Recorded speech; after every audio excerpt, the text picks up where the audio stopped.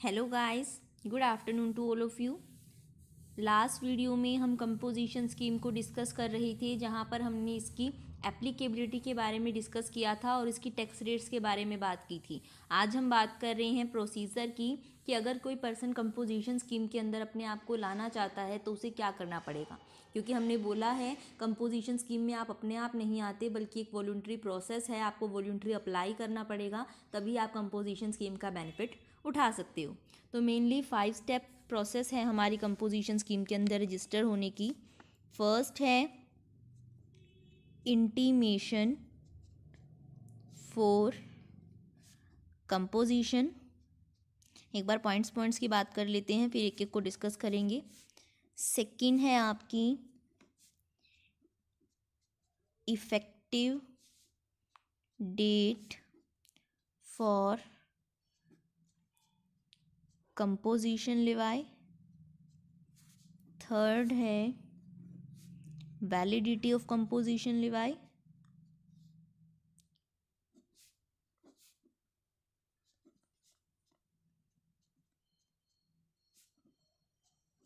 Then fourth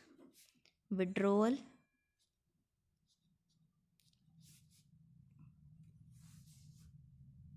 of composition levy, and last cancellation। And है ये cancellation of option of composition levy. एक एक करके बात करते हैं। पहले बात करते हैं इंटीमेशन फॉर कंपोजिशन, कि जिसको भी कंपोजिशन स्कीम को का बेनिफिट उठाना है, इसके अंदर अपने आप को लेके आना है, उसे क्या करना पड़ेगा, इंटीमेशन देनी पड़ेगी, यानी अपने आप को अप्लाई करवाना पड़ेगा, अपने आप को उस स्कीम के अंदर रजिस्टर करवाना पड़ेगा। देखो, इंटीमेशन सबकी सेम नहीं होती। 3 कंडीशंस हैं। एक, अगर जो पर्सन है वो माइग्रेट कर रहा है एग्जिस्टिंग लॉ से, एग्जिस्टिंग रजिस्ट्रेशन से जीएसटी में, यानी जब आपका जीएसटी फर्स्ट टाइम आया होगा तो उससे पहले क्या कर रहे होंगे लोग, बेनिफिट किसका, मतलब किसको स्कीम को उठाए होंगे, एक्साइज ड्यूटी में उनका रजिस्ट्रेशन होगा, वैट में होगा, तो वो क्या कर रहे हैं, माइग्रेट कर रहे हैं एग्जिस्टिंग रजिस्ट्रेशन से जीएसटी में, और वो क्या करना चाह रहे हैं, डायरेक्टली अपने आप को कंपोजिशन स्कीम के अंदर लाने जा रहे हैं। तो पहले उनकी इंटीमेशन की बात कर लेते हैं कि जो ये पर्सन होंगे जो क्या कर रहे हैं, एग्जिस्टिंग रजिस्ट्रेशन से ट्रांसफ़र कर रहे हैं जीएसटी लॉ के अंदर, उन्हें क्या करना पड़ेगा, 22 जून 2017 से पहले। देखो, जीएसटी आपका एप्लीकेबल होना था 1 जुलाई 2017 से, तो जिसको अपने आप को स्कीम के अंदर लाना है उसको स्कीम जीएसटी के स्टार्ट होने से पहले ही करना पड़ेगा। तो क्या कंडीशन रखी गई थी कि जो अपने आप को कंपोजिशन स्कीम के अंदर ला रहे हैं उन्हें 22 जून 2017 तक इंटीमेशन देनी पड़ेगी, इंटीमेशन फाइल करनी पड़ेगी। जो इंटीमेशन फाइल होनी थी वो होनी थी आपकी फॉर्म नंबर GST CMP 01। इस फॉर्म के अंदर इलेक्ट्रॉनिकली फाइल करनी पड़ेगी अपनी इंटीमेशन कि आप क्या चाह रहे हो, अपने आप को कंपोजिशन स्कीम के अंदर रजिस्टर करवाना चाह रहे हो। यानी कोई भी पर्सन जो एग्जिस्टिंग रजिस्ट्रेशन से जीएसटी में ट्रांसफ़र कर रहा था, जिसको माइग्रेशन के टाइम पर प्रोविजनल सर्टिफिकेट दिया गया था। देखो, एट अ टाइम जीएसटी की रजिस्ट्रेशन उसके नहीं हुए थे जिनके, उनको एक टाइम के लिए प्रोविजनल सर्टिफिकेट दिया गया था। तो वो सारे पर्सन जिनको एग्जिस्टिंग रजिस्ट्रेशन से जीएसटी रजिस्ट्रेशन में आना था और जिनको क्या दिया गया था, प्रोविजनल बेसिस पर रजिस्ट्रेशन दिया गया था माइग्रेशन के टाइम पर, और वो चाहते हैं कि वो टैक्स को सेक्शन 10 के अंदर यानी कंपोजिशन स्कीम के अंदर पे करें, तो ऐसे में उनके लिए कंपलसरी था कि वो 22 जून 2017 से पहले इस चीज़ की इंटीमेशन फॉर्म GST CMP 01 के अंदर दे। हाउएवर, ये एक बात है कि इस टाइम को आपका कमिश्नर चाहे तो किसी के लिए एक्सटेंड कर सकता था, यानी जो मेन डेट रखी गई थी वो 22 जून 2017 थी, बट कमिश्नर के पास पावर है कि वो इस टाइम को एक्सटेंड भी कर सकता था। इसके साथ साथ जो पर्सन क्या करेगा, यहाँ पर अपने आप की इंटीमेशन देगा, उसको एक काम और करना है कि जिस टाइम उसने अपने आप को कंपोजिशन स्कीम के अंदर लाया है, यानी ऑप्ट किया है कि वो कंपोजिशन स्कीम के अंदर आएगा, उसके 60 डेज़ के अंदर अंदर जितना भी स्टॉक उसके पास उस टाइम पड़ा है उसकी सारी इन्फॉर्मेशन भी उसको देनी पड़ेगी इन GST CMP 03 फॉर्म के अंदर। यानी इंटीमेशन कंपोजिशन स्कीम लेनी है वो 01 में जाएगी, और जो भी उसके पास सामान पड़ा है, स्टॉक पड़ा है, उस टाइम उसकी इंटीमेशन जो उसकी जाएगी वो जाएगी आपकी CMP 03 में, वो देनी पड़ेगी 60 डेज़ के अंदर। और जैसे यहाँ पर कमिश्नर को पावर थी कि वो डेट एक्सटेंड कर सकता था, यहाँ पर भी वो टाइम कमिश्नर एक्सटेंड कर सकता है। दूसरा है intimation in case of fresh registration, यानी जो पहले वाले लॉ के अंदर रजिस्टर्ड नहीं थे, अब वो फ्रेश रजिस्ट्रेशन करवा रहे हैं और वो डायरेक्ट अपने आप को कंपोजिशन स्कीम में लाना चाह रहे हैं, तो उन सभी पर्सन्स को क्या करना पड़ेगी, अपनी इंटीमेशन देनी पड़ेगी किसमें, part B of form GST registration 01, यानी GST को रजिस्ट्रेशन करवाने वाला जो फॉर्म नंबर 1 है उसके पार्ट बी में उन्हें इस बात की इंटीमेशन देनी पड़ेगी कि उन्हें क्या करना है, अपने आप को कंपोजिशन स्कीम के अंदर लेके आना है। और थर्ड है taxable person switching from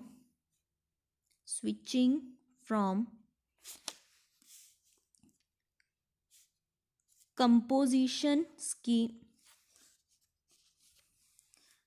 switching from normal to composition scheme, यानी जो पहले क्या कर रहे हैं, जिनका जैसे अगर आज के टाइम में लगा लो, जो पहले क्या कर रहे हैं GST के अंदर टैक्स पे कर रहे हैं, बट अब वो चाह रहे हैं कि अपने आप को क्या कर ले, हम कंपोजिशन स्कीम में ले आए। देखो आप अगर ये सोचने लग जाओ बाय चांस कि ये काम तो उस टाइम हुआ था, तो सिर्फ इस केस में था कि पुराने के वाले ट्रांसफ़र हो रहे थे, अब करंट में नए रजिस्ट्रेशन हो रहे हैं, उनके ऊपर भी एप्लीकेबल है कंपोजिशन स्कीम। और जो अब मान लो कोई पर्सन है कि वो क्या कर रहा है, नॉर्मल टैक्स देता आ रहा है, बट वो चाह रहा है नेक्स्ट फाइनेंशियल ईयर में वो कंपोजिशन स्कीम के अंदर दे, तो उसके लिए प्रोसीजर क्या है, उसे क्या करना पड़ेगा, उसे इस बात की इंटीमेशन इलेक्ट्रॉनिकली फाइल करनी पड़ेगी इन GST CMP 02 में, यानी CMP फॉर्म 02 के अंदर उसे इलेक्ट्रॉनिकली अपनी इंटीमेशन देनी पड़ेगी कि वो नेक्स्ट फाइनेंशियल ईयर में कंपोजिशन स्कीम को लेना चाहता है। क्योंकि वो नेक्स्ट फाइनेंशियल ईयर में लेना चाहता है, तो जिस फाइनेंशियल ईयर में वो उस कंपोजिशन स्कीम का बेनिफिट लेना चाहता है, उस फाइनेंशियल ईयर के स्टार्ट होने से पहले ही उसको ये इंटीमेशन देनी पड़ेगी। उसके साथ साथ जैसे हमारे फर्स्ट केस में था, आपको 60 डेज़ के अंदर अंदर फॉर्म GST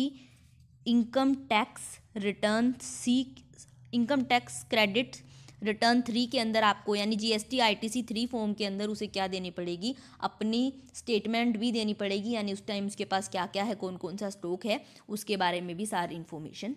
देनी पड़ेगी। दोबारा रिपीट कर रही हूँ, सबसे पहले कंपोजिशन स्कीम में इंटीमेशन होती है। अगर पर्सन माइग्रेट कर रहा है एग्जिस्टिंग रजिस्ट्रेशन से GST में, तो उसे क्या करना था, 22 जून 2017 से पहले इस फॉर्म के अंदर इलेक्ट्रॉनिकली अपनी इंटीमेशन फाइल करनी थी और 60 दिन के अंदर अंदर अपनी सारी स्टेटमेंट दिखानी थी। अगर फ्रेश रजिस्ट्रेशन करवा रहा है कोई पर्सन और डायरेक्ट अपने आप को कंपोजिशन स्कीम में लाना चाहता है, तो वो क्या करेगा, रजिस्ट्रेशन करवाते हुए जो फॉर्म फिल करेगा उसके पार्ट बी में इस बात की इंटीमेशन दे देगा। और अगर कोई पर्सन क्या है, पहले से टैक्सेबल है लेकिन वो नॉर्मल GST से कंपोजिशन स्कीम के अंदर ट्रांसफ़र करवा रहा है, तो वो अपनी इंटीमेशन CMP 02 फॉर्म में देगा और 60 डेज़ के अंदर अंदर GST ITC 3 फॉर्म के अंदर अपनी सारी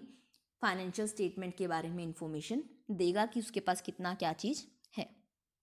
क्लियर है। सेकंड है हमारी effective date for composition levy, कि आपने अपनी इंटीमेशन दे दी कि आपको कंपोजिशन स्कीम चाहिए, तो किस डेट से माना जाएगा कि आप कंपोजिशन स्कीम के अंदर आ गए हो।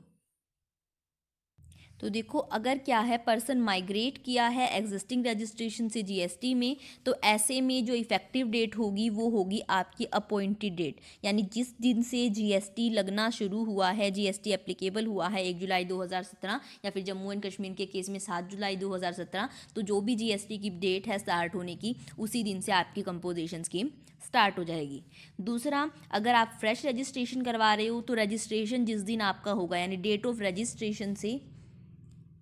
आपकी कंपोजिशन स्कीम स्टार्ट हो जाएगी। और अगर क्या है, आप नॉर्मल स्कीम से कंपोजिशन स्कीम में ट्रांसफ़र कर रहे हो, तो ऐसे में हमने कहा था आप साल के बीच में नहीं ले सकते, अगले फाइनेंशियल ईयर के लिए उस फाइनेंशियल ईयर के स्टार्ट होने से पहले दोगे। तो ऐसे में जिस फाइनेंशियल ईयर के लिए आप इंटीमेशन दे रहे हो, जैसे ही वो फाइनेंशियल ईयर क्या होगा, बिगिनिंग होगी उसकी, वो शुरुआत होगी, वैसे ही आप कंपोजिशन स्कीम को शुरू कर दोगे। यानी कंपोजिशन स्कीम जो माइग्रेट कर रहे हैं एग्जिस्टिंग रजिस्ट्रेशन से, उनकी अपॉइंटेड डेट, फ्रेश रजिस्ट्रेशन के केस में डेट ऑफ रजिस्ट्रेशन, और टैक्सेबल पर्सन जो अगर नॉर्मल से कंपोजिशन स्कीम में आ रहा है तो बिगिनिंग ऑफ फाइनेंशियल ईयर से क्या होगी आपकी कंपोजिशन स्कीम एप्लीकेबल होगी, यानी इफेक्टिव होगी। थर्ड है आपकी वैलिडिटी ऑफ कंपोजिशन स्कीम, कि कंपोजिशन स्कीम का बेनिफिट आप कब तक उठा पाओगे। तो देखो, जो आपकी कंपोजिशन स्कीम की वैलिडिटी है वो अनलिमिटेड है, लाइफ टाइम की है, कि आप उसको through out the life time उसका बेनिफिट उठा सकते हो, जब तक क्या है आप उस स्कीम के लिए इनएलिजिबल नहीं हो जाते। यानी आपकी अगर जो टर्नओवर है वो ऊपर चली गई थ्रेशोल्ड लिमिट से, या फिर जो भी हमने नॉन एप्लीकेबिलिटी की बात की थी कि कहाँ कहाँ एप्लीकेबल नहीं होगे, आप ऐसा कोई भी काम कर देते हो, यानी इंटरस्टेट सप्लाई में इन्वॉल्व हो जाते हो, इलेक्ट्रॉनिक कॉमर्स ऑपरेटर के थ्रू बिजनेस करने लग जाते हो, यानी जब तक आप क्या करोगे कंडीशन को सेटिस्फाई करते रहोगे तब तक आप सेक्शन 10 यानी कंपोजिशन स्कीम के अंदर वैलिड रहोगे लाइफ टाइम तक। जैसे ही आप क्या कर दोगे, किसी भी रूल को ब्रेक कर दोगे, किसी भी एलिजिबिलिटी कंडीशन को ब्रेक कर दोगे, उसकी वैलिडिटी ख़त्म हो जाएगी। फोर्थ है विड्रोवल ऑफ कंपोजिशन लिवाई। तो देखो, जैसे अभी हमने बात की कि उसकी वैलिडिटी लाइफ टाइम है, अगर जब तक आप कंडीशन को नहीं तोड़ते। तो जैसे ही कोई भी कंडीशन जो भी स्पेसिफाई थी आपके कंपोजिशन स्कीम होल्डर के लिए, आप उसको तोड़ दोगे, यानी आप उसकी एलिजिबिलिटी कंडीशन से बाहर चले जाओगे, वैसे ही आपके कंपोजिशन स्कीम से विड्रॉवल हो जाएगा, यानी आपका नाम वहाँ से निकल जाएगा। मान लो आपकी थ्रेशोल्ड लिमिट क्रॉस कर गई, तो जिस दिन आपकी थ्रेशोल्ड लिमिट क्रॉस होगी उसी दिन आपका विड्रॉवल हो जाएगा कंपोजिशन स्कीम से। और जो भी टैक्स पेयर है जो कंपोजिशन स्कीम से बाहर हो गया है, उसकी ये रिस्पॉन्सिबिलिटी है कि जिस दिन वो बाहर हुआ है उसके 7 दिन के अंदर अंदर इस बात की इंटीमेशन GST CMP 04 फॉर्म में सबमिट करे इलेक्ट्रॉनिकली डिपार्टमेंट के पास। फिर है आपकी cancellation of option of composition Levi. Withdrawal में तो आप अपने आप निकल गई क्योंकि आपने रूल तोड़ दिया। आपके कैंसिलेशन में क्या है कि आपका जो भी प्रॉपर ऑफिसर है, अगर उसके पास रीज़न है ये बिलीव करने का कि आपने क्या किया है, फ्रॉडली कंपोजिशन स्कीम के अंदर एंटर किया है, या फिर आप किसी भी तरीके से उसके प्रोविजंस के खिलाफ जा रहे हो, आप उस स्कीम से बाहर हो गए हो, तो ऐसे में वो क्या करेगा, आपको एक इंटीमेशन भेजेगा, किसमें, फॉर्म CMP 05 में, कि आप 15 दिन के हम आपका जो विड्रॉ कंपोजिशन स्कीम है उससे कैंसिलेशन कर रहे हैं, आपके पास 15 दिन का टाइम है कि आप बताओ कि क्या मतलब आप अपनी बात रख सकते हो 15 दिन के अंदर अंदर कि क्यों आपका नाम हम क्या करें, कैंसिल ना करें कंपोजिशन स्कीम के अंदर। जो पर्सन होगा रजिस्टर्ड वो अपनी जो क्लैरिफिकेशन है वो देगा फॉर्म CMP 06 में। देखो यहाँ पर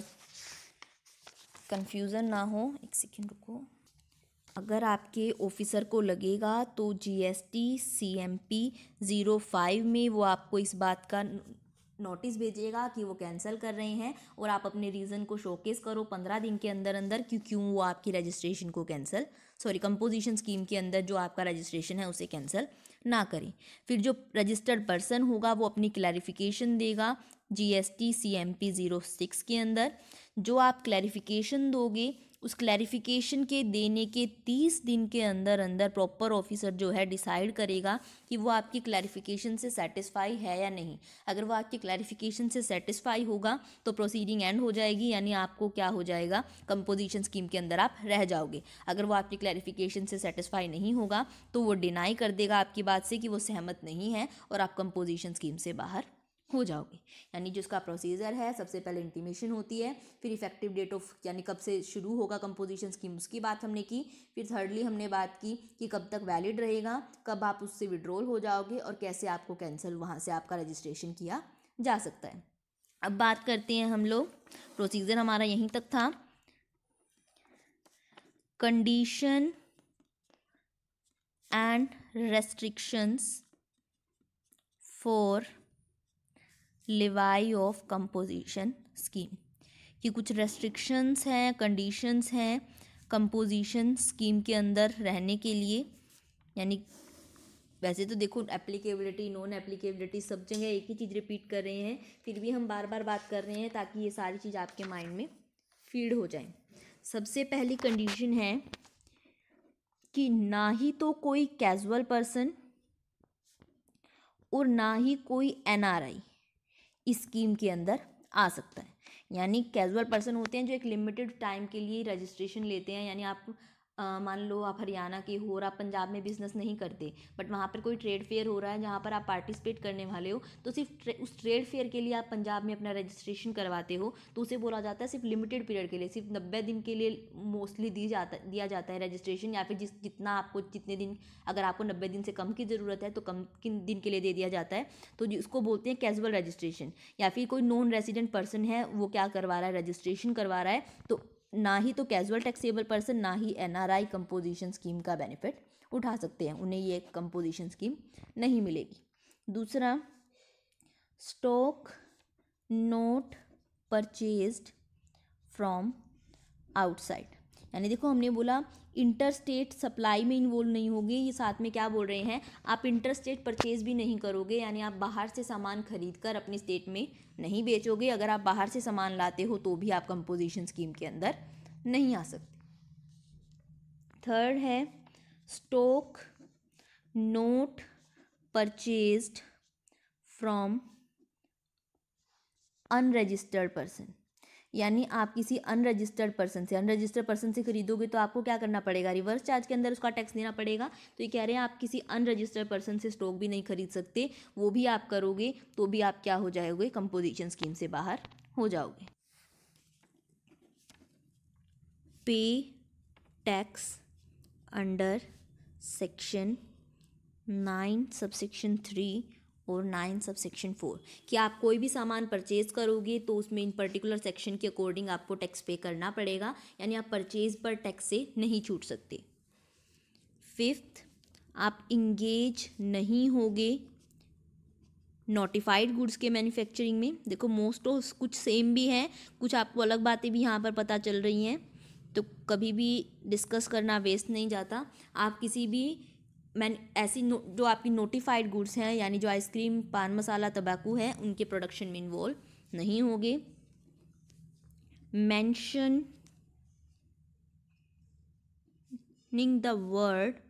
ऑन बिल ऑफ सप्लाई। देखो एक और रेस्ट्रिक्शन मैं इससे पहले बताऊंगी आपको कि क्या है, आप आईटीसी का बेनिफिट नहीं ले सकते, यानी आपने इनपुट पर जो टैक्स पे किया है आप उसका क्रेडिट नहीं ले सकते, और ना ही आप क्या कर सकते हो, टैक्स को कलेक्ट कर सकते हो, ना ही आप कस्टमर से टैक्स कलेक्ट करोगे, यानी हम क्या करते हैं आगे से जीएसटी ले लेते हैं पहले, ना ही तो आप कस्टमर से जीएसटी कलेक्ट कर सकते हो, और ना ही आप इनपुट का बेनिफिट ले सकते हो, क्योंकि आपको राइट नहीं है आप कस्टमर से टैक्स को कलेक्ट कर सको। इसलिए और ये बात कस्टमर को तो पता नहीं होगी, उसको बताने के लिए ये कंपलसरी है कि जो आपका बिल होगा, जो इनवॉइस होगा, उसके ऊपर ये बात मेंशन होनी चाहिए। क्या चीज़, उसके ऊपर लिखा होगा composition taxable person not eligible to collect tax on supply. क्या लिखा होगा कि मैं क्या हूँ, मैं एक कंपोजिशन टैक्सेबल पर्सन हूँ जो कि एलिजिबल नहीं है to collect tax on supply, यानी मैं एक कंपोजिशन टैक्सेबल पर्सन हूँ जिसको अपनी सप्लाई पर टैक्स कलेक्ट करने का राइट नहीं है, ताकि कस्टमर को पता चल जाए। इसके साथ साथ अगर आपका कोई नोटिस बोर्ड है, कोई साइन बोर्ड है, वहाँ पर भी, यानी कोई नोटिस बोर्ड है, साइन बोर्ड है, वहाँ पर भी आपको ये बात मेंशन करनी पड़ेगी। अभी तक हमने क्या बात की, ना कैजुअल पर्सन ले सकता है, ना एनआरआई ले सकता है, आप परचेज बाहर से नहीं करोगे, अनरजिस्टर्ड पर्सन से नहीं करोगे, परचेज पर टैक्स दोगे, नोटिफाइड गुड्स की मैन्युफैक्चरिंग नहीं करोगे, ना आईटीसी का क्लेम लोगे, ना टैक्स को कलेक्ट करोगे, ना ही आपको बिल पर ये वर्ड लिखना पड़ेगा, आप इसको लिखे बिना नहीं रह सकते। आपको अपने बिल बोर्ड और साइन बोर्ड के ऊपर भी ये बात मेंशन करनी पड़ेगी कि आप कंपोजिशन स्कीम का बेनिफिट उठा रहे हो। फिर नेक्स्ट है आपकी 10th है आपकी कि अगर क्या है आपके एक ही पैन के अंदर डिफरेंट रजिस्ट्रेशन है, यानी हमने बात की थी अगर आपके एक ही पैन के अंदर डिफरेंट रजिस्ट्रेशन है, यानी एक टैक्सेबल पर्सन है जिसके मोर देन 1 जीएसटी रजिस्ट्रेशन है एक सिंगल पैन पे, तो जो ये स्कीम है वो एप्लीकेबल होगी हर रजिस्ट्रेशन पे। यानी आप ये नहीं कर सकते कि एक जीएसटी रजिस्ट्रेशन के लिए आप कंपोजिशन स्कीम का बेनिफिट उठाओगे और दूसरे के लिए नहीं। आपको कंपोजिशन स्कीम का बेनिफिट उठाना है तो सबको लेके आना पड़ेगा कंपोजिशन स्कीम के अंदर। यानी applicability of scheme in taxable person having same pan must be applicable on every GST number. यानी हर पैन, उस सिंगल पैन पर रजिस्टर्ड हर जीएसटी रजिस्ट्रेशन के ऊपर कंपोजिशन स्कीम एप्लीकेबल होनी चाहिए। एंड लास्टली जो हमने बात की कि जो आपका कंपोजिशन स्कीम होल्डर होगा वो किसी भी इंटर स्टेट बिजनेस में इन्वॉल्व नहीं होगा। तो ये सारी कुछ कंडीशन और रेस्ट्रिक्शंस हैं जो आपकी अप्लाई होती हैं एक कंपोजिशन स्कीम होल्डर पर कि आप वॉलंटरी कंपोजिशन स्कीम के लिए अप्लाई कर रहे हो, तो आपको इन कंडीशन और रेस्ट्रिक्शन को ध्यान में रखना पड़ेगा। दो बहुत ही छोटे छोटे टॉपिक हमारे इस चैप्टर के रह गए हैं, बट उनको हम नेक्स्ट वीडियो में डिस्कस करेंगे। एक साथ बहुत ज़्यादा डिस्कस करेंगे तो आप लोग कंफ्यूज हो जाओगे। तो इतना ही आज यहाँ तक करते हैं। वीडियो पसंद आई हो तो वीडियो को लाइक और चैनल को सब्सक्राइब ज़रूर करना। Thank you.